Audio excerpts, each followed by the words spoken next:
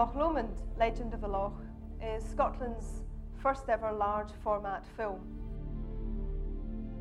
It will be showcased within a visitor attraction building, which will form part of a tourism development to be located at Balloch on the southernmost tip of Loch Lomond in Scotland.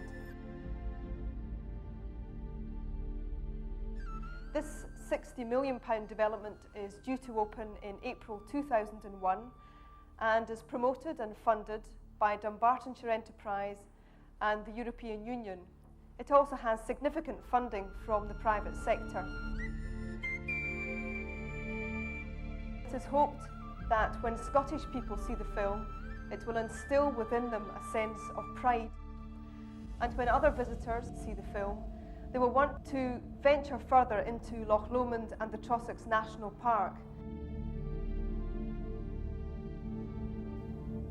Loch Lomond is a beautiful, magical place. We've been commissioned by Dumbartonshire Enterprise to make a film about the Loch, its people and its history. Now, although we're editing on 35mm film, which is this one, we're actually shooting on a negative 10 times the size of that, which is this one here. And that will allow for the most spectacular drama to unfold on the giant screen.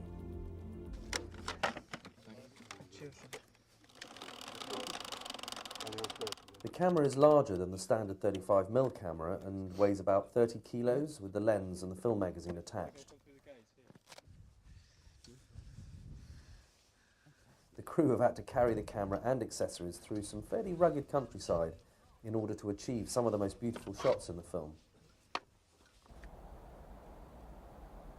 On this film, we're shooting a very large negative, which gives us far more detail than a 35mm film. We're able to place actors in a beautiful landscape and tell a story that reflects Scottish history. Imax cameras are larger cameras, but we can still put them on dollies and cranes so that we can move the camera, which is very important in Imax. You want to give the audience the sensation of moving through a scene that the actors are in.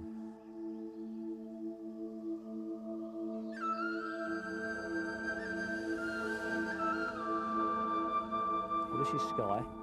She's a female golden eagle. She's only 3 years old, so she's still a youngster in eagle terms. She won't be an adult bird till she's 6 years of age, but she's a good temperament, she's very easygoing, and she's generally very reliable. You don't generally lose her. She's used to the camera and stuff, so she generally works really well for the film work.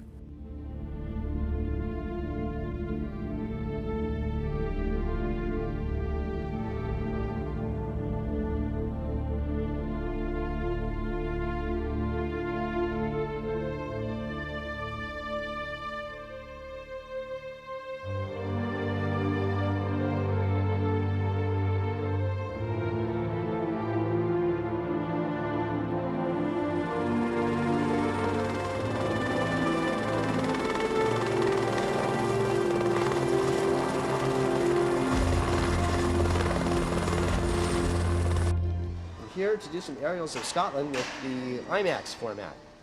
So it's we've flown over and scouted some things, and so far it's been a pretty wonderful, fantastic sight. There's a lot of rugged country out there that I never even knew existed.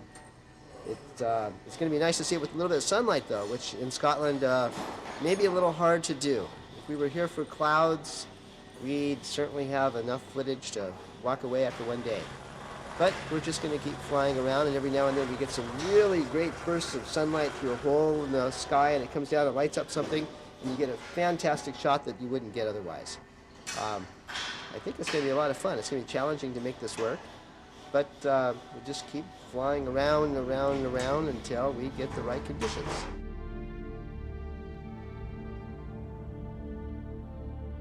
The story of the movie is about two lovers from the past who were destined never to be reunited, and our heroine from the modern day attempts to bring them back together again.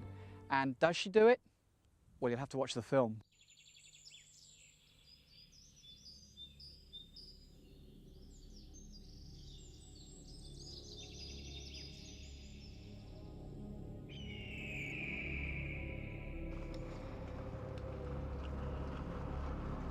My name is Kirsty and I play Mary, who innocently comes to Loch Lomond to play with her band at a gig. She's very spiritually aware and ends up in a situation that is very intense. She meets a ghost, travels back in time, and she has to reunite these two ghosts.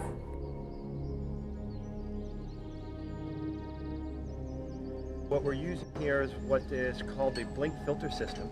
The blink actually came from the movie Blink. That's when this system was first built, but it's probably easier described as a filter system that just distorts the image and give you either the distorted dreamlike quality or the look that we're going for more is a ghost-like image.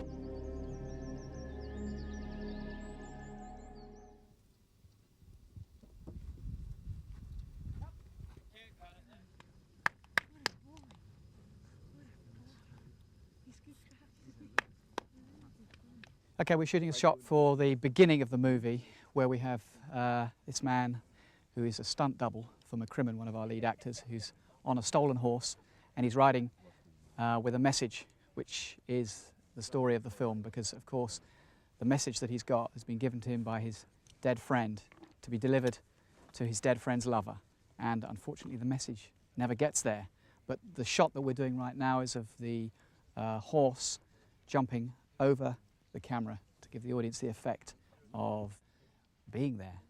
The horse has to jump literally over the top of the camera for the feeling in the cinema to be the right kind of feeling.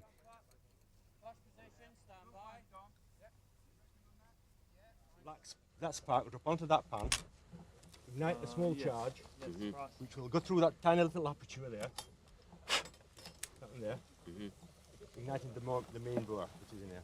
Right, splendid. Go ahead. Right. No, that was too big. Half there. No.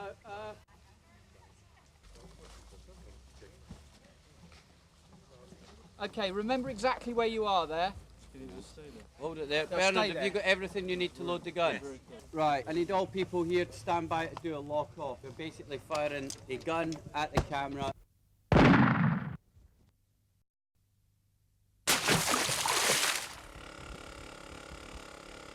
Cut! Well done, got it. Happy? Yes. Everything? Yes. That'll be Rolly and Peter released. Yeah, thank you. That's Rolly and Peter released. Well done.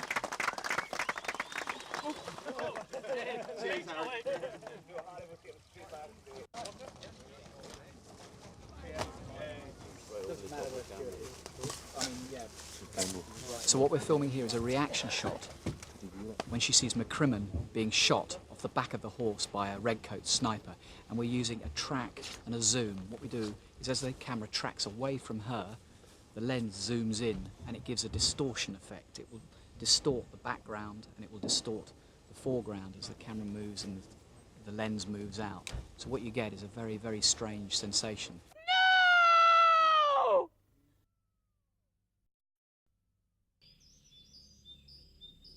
I'm just here to tell you a little bit about what exactly I'm doing today. Today I'm going to be playing McCrimmon, which is one of the two parts that I'm playing in this. I'm going to be doing a bit of horse riding today, which should be cool, because I'm really into that.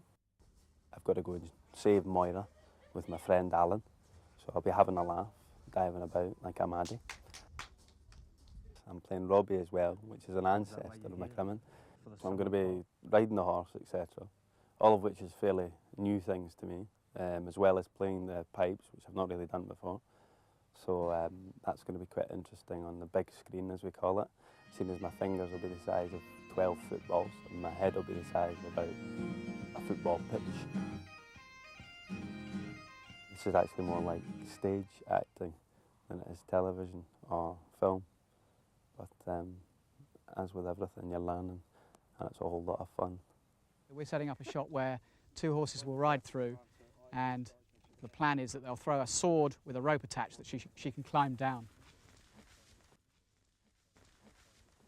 These guys are just rehearsing the action now and being very helpful for me. There we go. It's a rough idea of what we're going to do.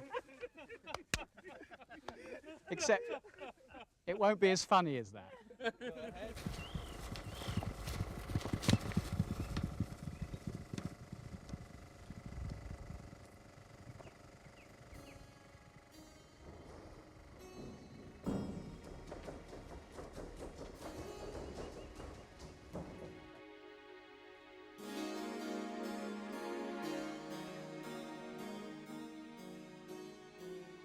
Apart from a few large format specialists who we had to bring in from London and Los Angeles, we assembled a mainly Scottish crew, which was really good because with their local knowledge and extensive help from the community, we managed to get the main scenes for the film shot in 5 weeks over the summer.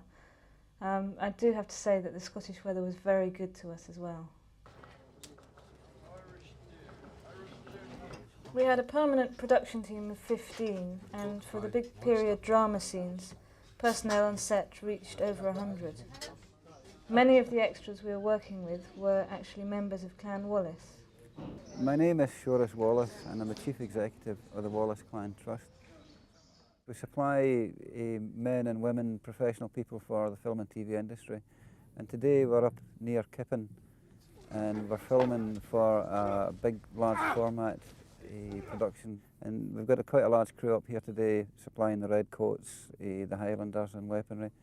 We think it's very important to partake in the films like this because we help to create a window into Scottishness, and it gives people around the world a chance to, you know, get involved in our culture should they choose to do so.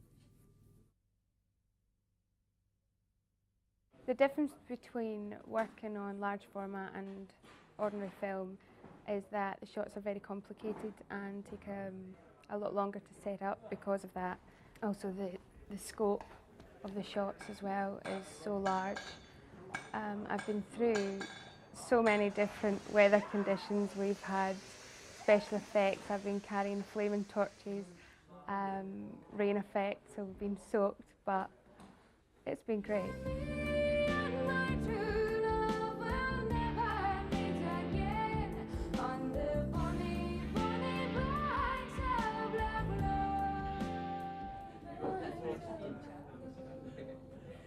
But you know, the meaning of the words there is really key to help you there. It's like never meet again. What?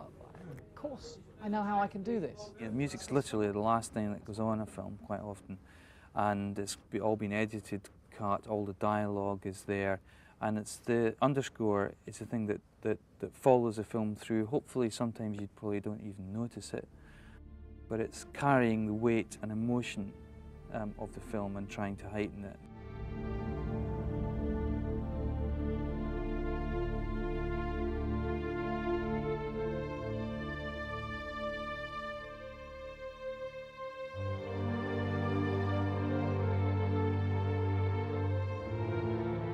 When we finish this film, we'll leave Scotland to work on other projects, but it's been a rewarding experience. Scotland is a great place to make films. What will stay behind is a movie that will play at the large format theatre at Lomond Shores for many years to come.